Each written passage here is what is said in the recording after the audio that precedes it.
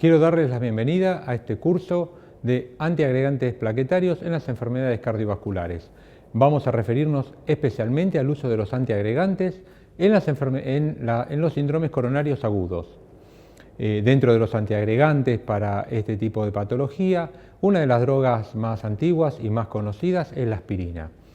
Sabemos que la aspirina ha demostrado gran eficacia, principalmente en la prevención secundaria. Recordando un cómo actúa la aspirina en la prevención, como antiagregante plaquetario, sabemos que tiene un efecto inhibidor de la ciclooxigenasa 1, acetila en forma irreversible a esta enzima y de este modo inhibe la producción de tromboxano A2 a nivel plaquetario.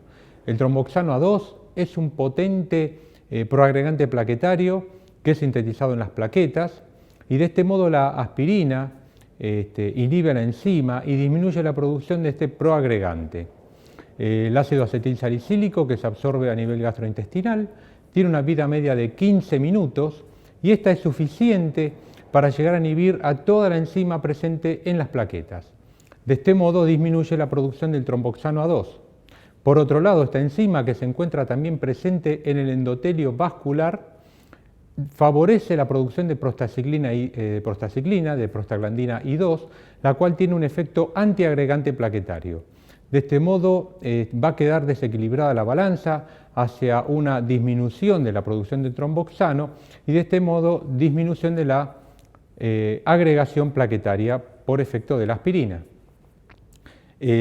Sabemos que, como dije, el endotelio produce prostaglandina I2, prostaciclina, también por intermedio de la misma enzima, la ciclooxigenasa 1, pero esta enzima, en las dosis bajas utilizadas habitualmente de aspirina, no es inhibida en forma completa y si así lo fuera, al ser las células endoteliales células nucleadas, tienen la capacidad de sintetizar nueva enzima y de este modo continuar con la producción de prostaciclina I2.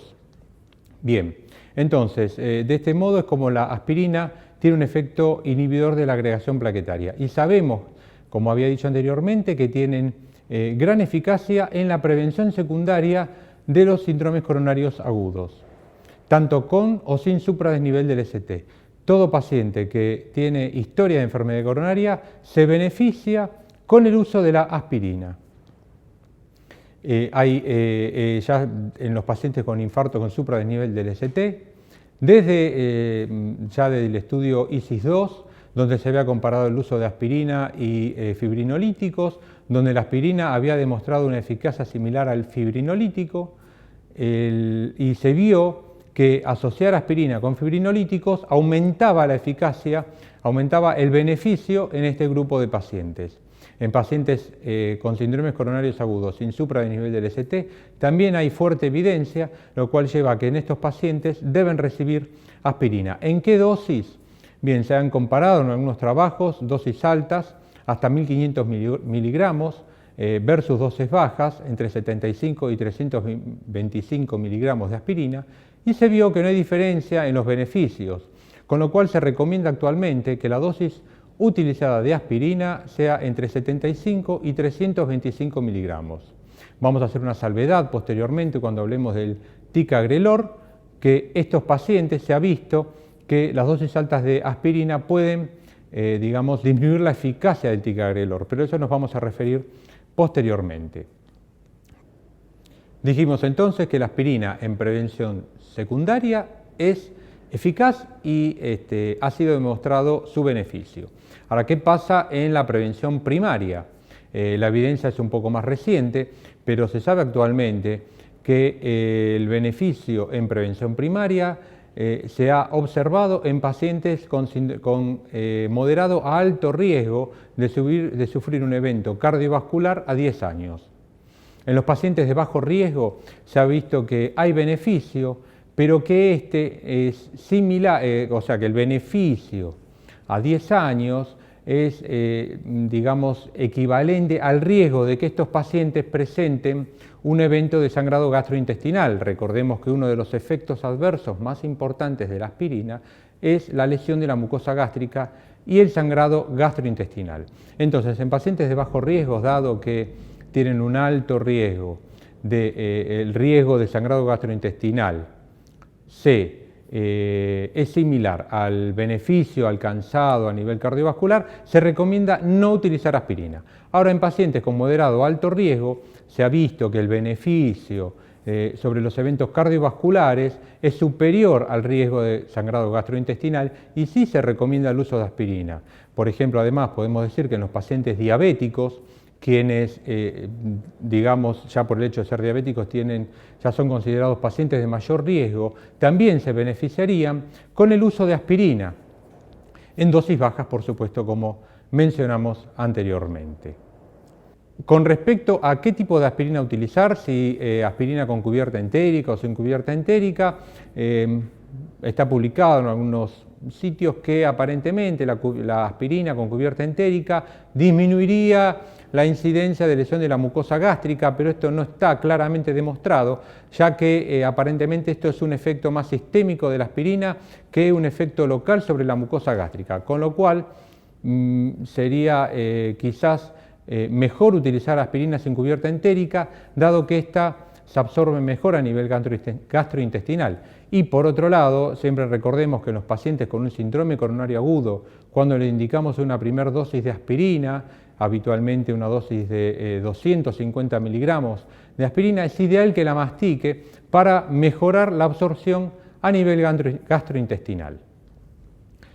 Posteriormente a la aspirina han aparecido otras drogas antiagregantes, como las tienopiridinas, que tienen un efecto inhibidor de la agregación plaquetaria mediada por ADP.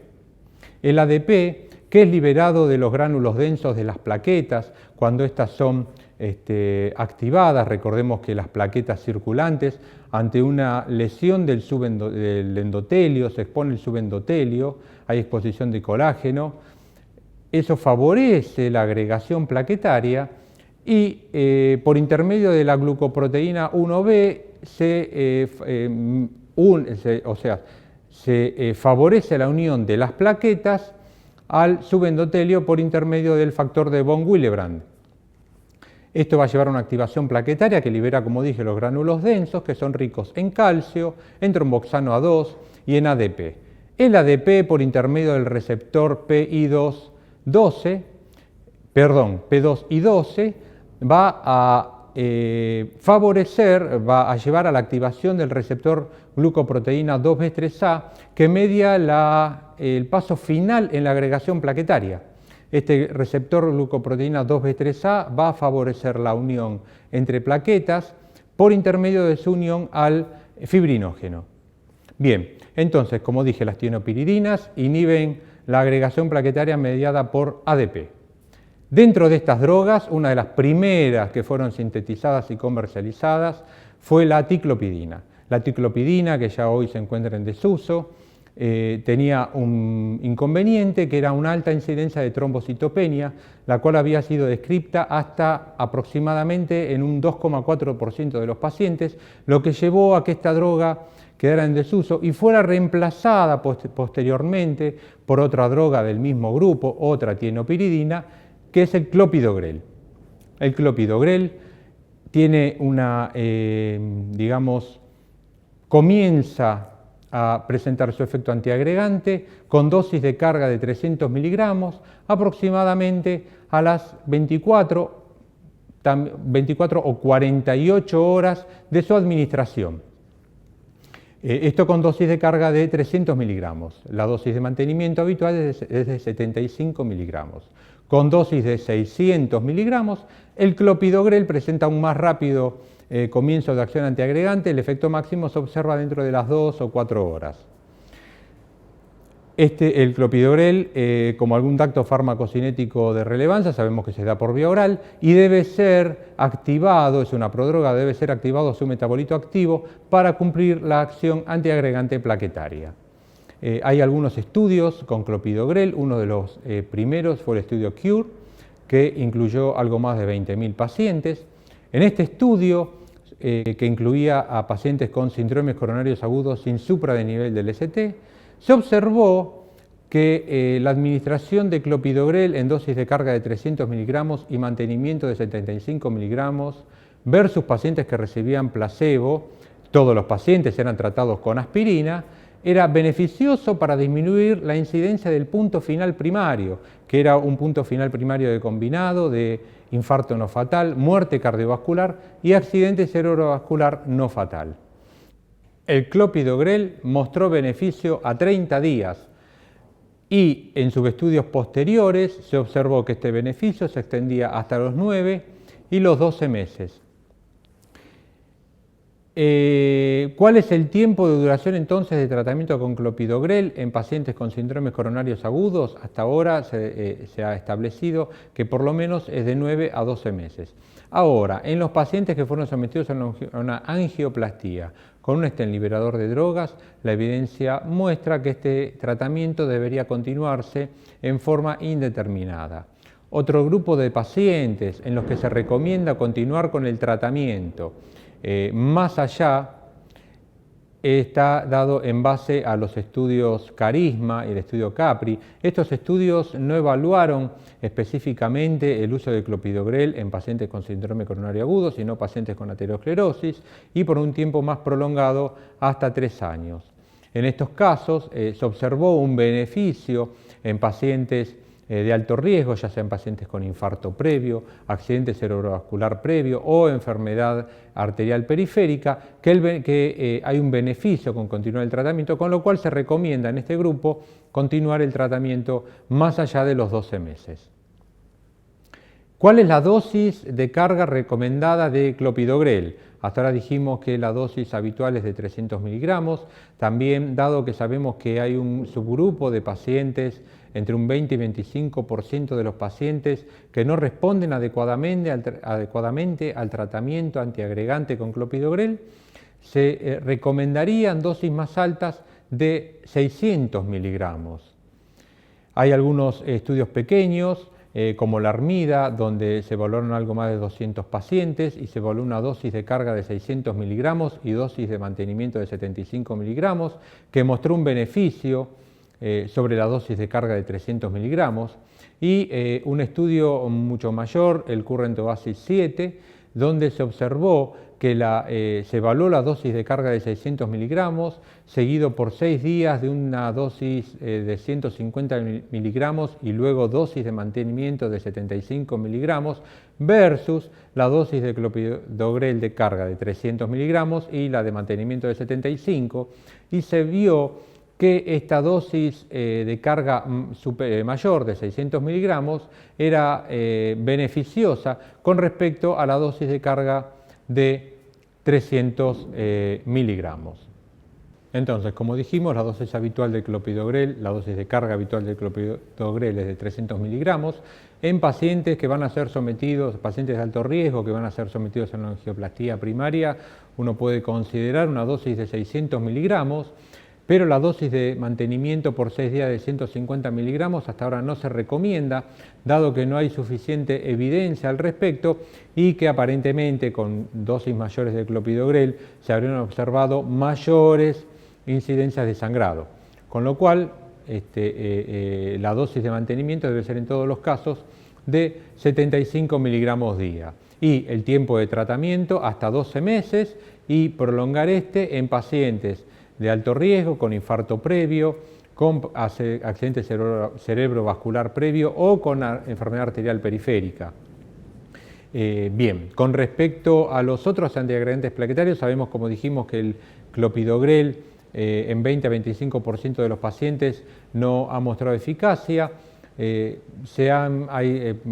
a la resistencia al clopidogrel, se han desarrollado nuevos antiagregantes dentro del grupo de las tienopiridinas que tienen un mecanismo de acción similar al clopidogrel, pero que tienen una eficacia antiagregante superior y que comienzan a actuar más rápidamente. Entre estos tenemos al prasugrel.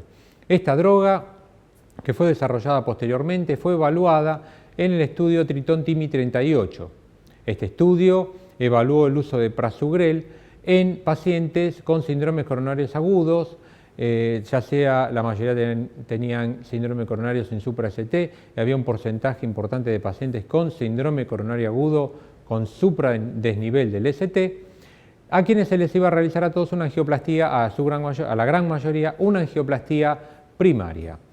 demostró el uso de prasugrel en dosis de carga de 60 miligramos y dosis de mantenimiento de 10 miligramos día, eficacia sobre una dosis de carga de 300 miligramos de clopidogrel y mantenimiento de 75 miligramos con respecto a la disminución del punto final primario de muerte cardiovascular, infarto no fatal y ACV no fatal, pero principalmente a expensas de la disminución de la incidencia del infarto no fatal. Así que en estos pacientes se ha observado beneficio. Se ha observado también que con prasugrel la incidencia de sangrado mayor es superior al grupo clopidogrel, aunque sin, digamos, una mayor incidencia de sangrados con compromiso de vida. Vale decir que el prasugrel actualmente se encuentra indicado debido a esta mayor incidencia de sangrado en un grupo de pacientes que son aquellos que tienen antecedente de un accidente cerebrovascular hemorrágico, antecedente de un accidente isquémico transitorio y aquellos pacientes mayores de 75 años o pacientes con un peso menor a 60 kilos. En pacientes mayores de 75 años o con un peso inferior a 60 kilos, podría llegar a utilizarse una dosis de mantenimiento no de 10 miligramos, sino de 5 miligramos por día. ¿Qué sucede con los pacientes con respecto al tratamiento con prasugrel que no van a ser sometidos a una terapia intervencionista? Estos pacientes con un síndrome coronario agudo sin supra-ST que van a ser tratados médicamente.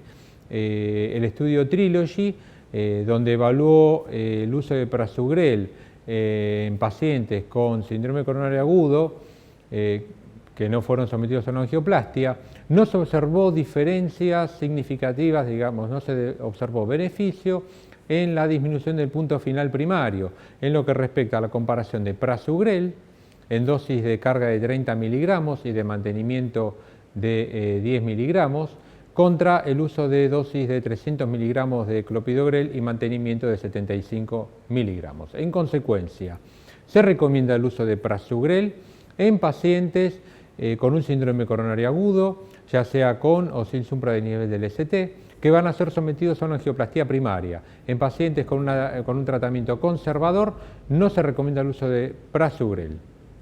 Bien, la otra droga antiagregante que fue desarrollada posteriormente es el ticagrelor. Esta droga, a diferencia del prasugrel y el clopidogrel, tiene un efecto inhibidor reversible sobre el receptor P2Y12. Tiene una eficacia antiagregante superior al clopidogrel y su comienzo de acción también es más rápido. Las dosis habituales de ticagrelor son de dosis de carga de 180 miligramos y la dosis de mantenimiento de 90 miligramos 2 veces al día. El estudio que ha evaluado el uso de ticagrelor en pacientes con síndrome coronario agudo es el estudio Plato. En este estudio, donde se han incorporado aproximadamente unos 18.000 pacientes, en su gran mayoría pacientes con síndrome coronario agudo sin supra-ST y un porcentaje, si no me equivoco, alrededor del 38%, pacientes con infarto con supranivel del ST, se demostró que el ticagrelor fue beneficioso para disminuir la incidencia del punto final primario de muerte cardiovascular, infarto no fatal y accidente cerebrovascular no fatal. Estos pacientes fueron comparados no sé si lo dije, pero bueno, el grupo de pacientes con ticagrelor fue comparado contra clopidogrel, dosis de carga de 300 miligramos y mantenimiento de 75 miligramos. Cabe recordar que en todos estos estudios, todos los pacientes recibían de base aspirina, todos por igual. La incidencia de sangrado fue algo superior con ticagrelor. Lo que no se llegó a observar, a diferencia del estudio con prasugrel, del estudio Triton-TIMI 38, a partir del cual se vio que pacientes con historia de ACV o de accidente isquémico transitorio, había en los pacientes del grupo del estudio Triton-TIMI 38 con prasugrel, habían demostrado, a partir de este estudio se vio que estos pacientes tenían mayor riesgo de sangrado. En el estudio Plato esto no se observó, pero hay que tener en cuenta que este estudio no contempló en gran medida fueron muy pocos los pacientes con este antecedente. En base a esto, uno podría decir que quizás el ticagrelor no tiene esas mismas contraindicaciones con respecto a lo que es el riesgo de sangrado que el prasugrel, pero debe tenerse en cuenta en pacientes con este antecedente, quizás ser cuidadoso al momento de indicarlo. Hay otro aspecto importante a partir del estudio Plato, que se observó una diferencia interregional en los resultados. Aparentemente se habría observado que en Estados Unidos la respuesta terapéutica al clopidogrel en algún subgrupo fue menor, y esto se relacionó a las dosis altas de aspirina. Se vio que los pacientes que recibían dosis de mantenimiento de aspirina mayores a 100 miligramos, más cercanas a los 325 miligramos, la eficacia del ticagrelor era menor. Con lo cual, hoy se recomienda que los pacientes tratados con antiagregación plaquetaria con ticagrelor deben recibir dosis no mayores a 100 miligramos por día de aspirina. En consecuencia, hemos visto que entonces en los pacientes que van a ser sometidos a una intervención, a una medida intervencionista, el ticagrelor es superior al clopidogrel. Y en los pacientes, dentro del estudio Plato había un grupo importante de pacientes que tampoco fueron sometidos a una terapia de reperfusión. En estos pacientes también se observó beneficio con el uso de ticagrelor sobre el clopidogrel. En consecuencia, hasta ahora parecería que el ticagrelor es superior al clopidogrel para prevenir la incidencia de eventos, tanto si son sometidos a un procedimiento intervencionista como si se toma una medida conservadora no intervencionista. Bien, hasta aquí entonces hablábamos de los antiagregantes plaquetarios administrados por vía oral y refiriéndonos a las tienopiridinas, vimos que la evidencia que mencionamos hasta el momento con clopidogrel, en base a los estudios CURE, el estudio CREDO, el estudio PSI-CURE, estos fueron realizados en pacientes con síndrome coronario agudo sin supra-ST, y su uso en pacientes con infarto con supra-ST se extrapola que es beneficioso a partir de los resultados de estos estudios. ¿Qué pasa en los pacientes con infarto con supra-ST que son tratados con trombolíticos? Hay dos estudios, el estudio COMETS y el estudio CLARITY, que evaluaron el uso de clopidogrel en pacientes que son tratados con una terapia fibrinolítica. En estos dos estudios se observó que había beneficio con la asociación de clopidogrel a estos pacientes en la disminución de la incidencia de eventos. Y a su vez se observó también que aparentemente la incidencia de sangrado no sería superior en los pacientes que reciben terapia fibrinolítica y clopidogrel. La evidencia del uso de prasugrel en pacientes con infarto con supra-ST se extrapola a partir del estudio TRITOM-TRIMI 38, que gran parte de los pacientes, como dijimos, tenían infarto con supradesnivel del ST, y del estudio con ticagrelor, que también incluyó en parte a este grupo de pacientes. El último grupo de drogas antiagregantes plaquetarias que nos queda por mencionar son los inhibidores de la glucoproteína 2B3A. Recordando un poquito la fisiopatología de la agregación plaquetaria, habíamos dicho que las plaquetas, una vez que se adherían al subendotelio, liberaban los gránulos densos que contenían ADP, este ADP iba a actuar con el receptor P2 y 12, el cual iba a activar a la glucoproteína 2B3A, que media la unión al fibrinógeno, y de esta forma la agregación entre plaquetas, favoreciendo la conformación del trombo plaquetario. Este es el paso final en la agregación plaquetaria.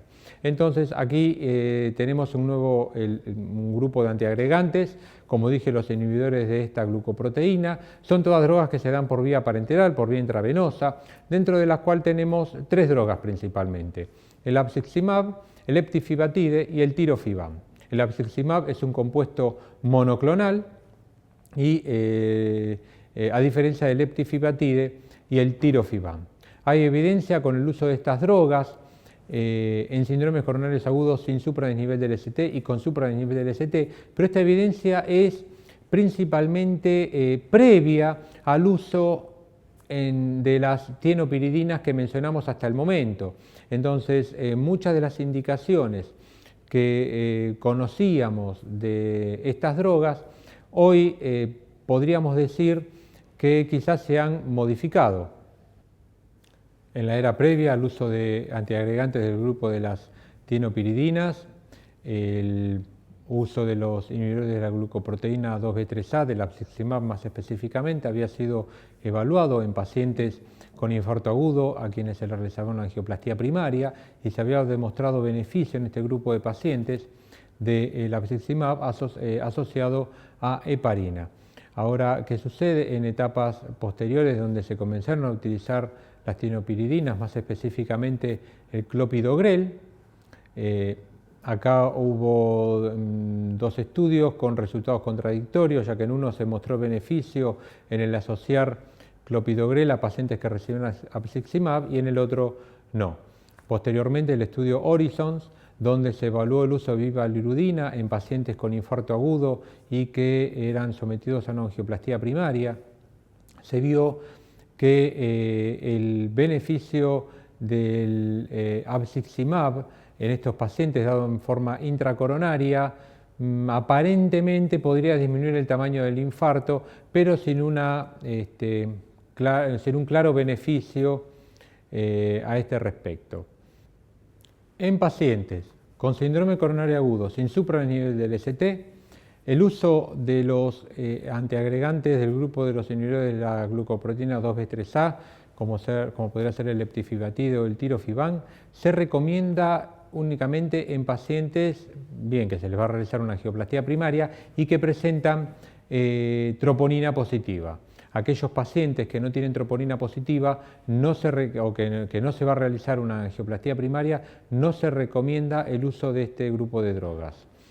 A su vez, si la intención fuera utilizar bivalirudina, no se recomienda tampoco el uso de ptifibatid o tirofiban, excepto quizás podría esto quedar a consideración del médico tratante si el paciente tuviera, a pesar del procedimiento, isquemia persistente.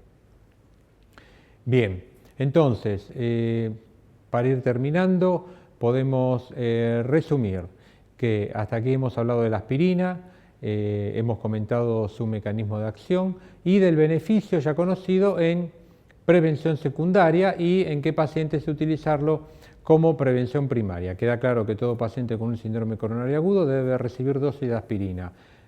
Dosis bajas, no superiores a 325 miligramos. Si el paciente fuera a recibir además antiagregación con ticagrelor, la dosis no debe superar los 100 miligramos, debido a lo que ya comentamos de una probable disminución de la eficacia del ticagrelor en base a los resultados del estudio, los resultados del estudio Plato.